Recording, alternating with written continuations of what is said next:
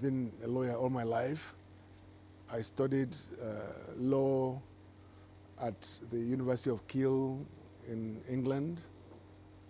That was for my first degree. For my master's, I was at King's College, University of London. Then I was called to the English bar as a barrister at law of Lincoln's Inn. First, as a practicing solicitor in UK, I had many big briefs from Nigerian government, from Moroccan government, from Ghana government, from British government, from various governments. You know, my focus at some point were just countries. So when you work at that level, you can determine your fees. Yes, I wasn't, but when I was working for the masses, I was practically doing that either on legal aid or for nothing, just supporting people, helping people. But you know, there are lawyers and there are lawyers. It's not just about. Even though I still have my practicing certificate, but I don't go to court anymore. I work as a consultant now. Just like as you know, even doctors at some point they become consultants, which is what I do. So as a consultant, I determine my fees. But the kind of work that I do are very specialized, and that is why I can determine what I get paid. Very few people will do what I do. For instance, the issues that led to Paris Club refunds has to do with loans taking over time and the repayment of those loans and the wrongful deductions or over deductions, as the case may be. Not every lawyer will have the benefit of knowing what was wrong in a country like Nigeria and then being able to take it to the Western world, challenging them in courts, in UK, in America, in Austria, in France, in Switzerland. But if you know the level I was operating at that point in time, you know, you can imagine governors of states, like Boni Haruna of Adamawa State, Nyame of Taraba State, Governor Kure then of Niger State, Peter B of Anambra State, Elechi of Ebonyi, and so on and so forth. These are governors that were coming to my office in London, and we're going to court with them on these matters. So, and we're talking about huge matters, and I was at the forefront. You know, I gave them the confidence that all I needed was their support, their backing, to be able to stop the wrongful deductions. Because what was happening was sad.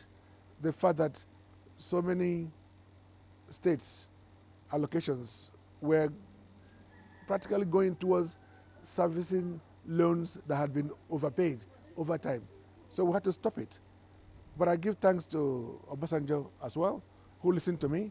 Obasanjo then, General Gusso, the National Security Advisor, then the General Abubakar, Mohammed Abubakar, the Chief of Staff to the President then. So I had the support that I needed back home. And then coupled with the, you know, official support and backing by the governors.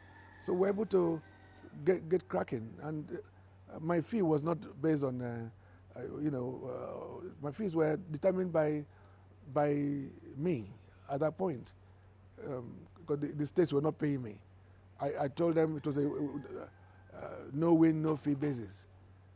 So I was charging a percentage of whatever was recovered. The same thing when I also had to work for local governments. All the local governments across the country never took out any loans. They never did. And yet the money due to them were subjected to first line charge deductions, where they were taking money from them at source to service loans that they didn't take. Yes, they did not take at all, not even benefiting from. They did not take, and so I felt that I could help them, and again, they didn't fund the litigation. They didn't know that it was possible to stop such deductions at source. But I told them, look, my work will do many things. First of all, it will stop these wrongful deductions, which it did. And secondly, it will refund all the previous wrongful deductions, which also happened. So if I was charging 20% as I did, they were happy.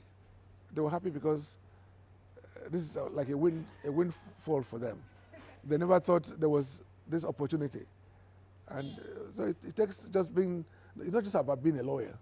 It's also being at the right time, at the right place, and knowing what to do for the people. My programs have always been people-oriented.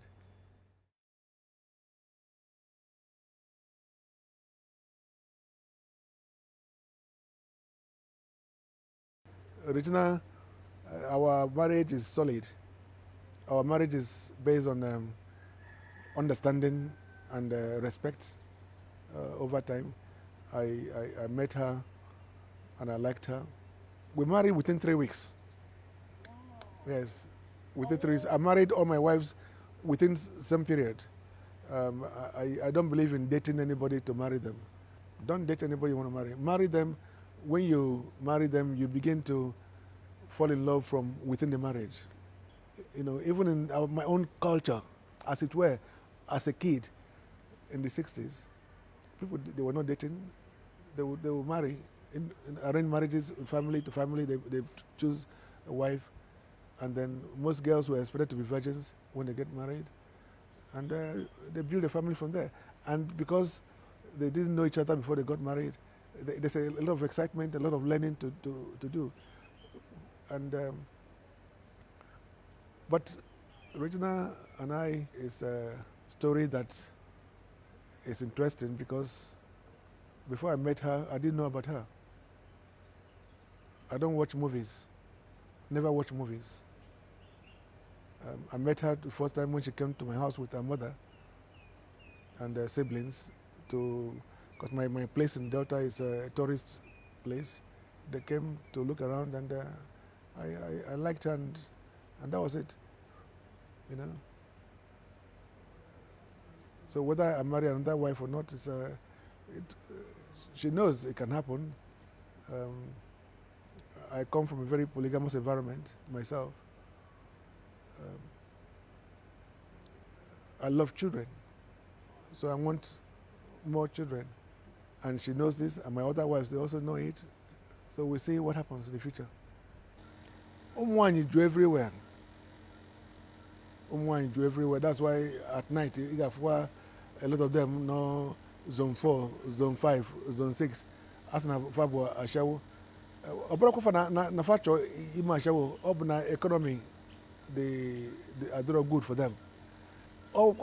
These are the ills of the society now that but as one man, one woman. Before the advent of Christianity, our tradition Igbo tradition allow for many wives and children, of course. That determines the size of the wealth you have, isn't it, in those days? So you see an average Northerner marrying 2, 3, 4. They're helping the women. They're helping the society.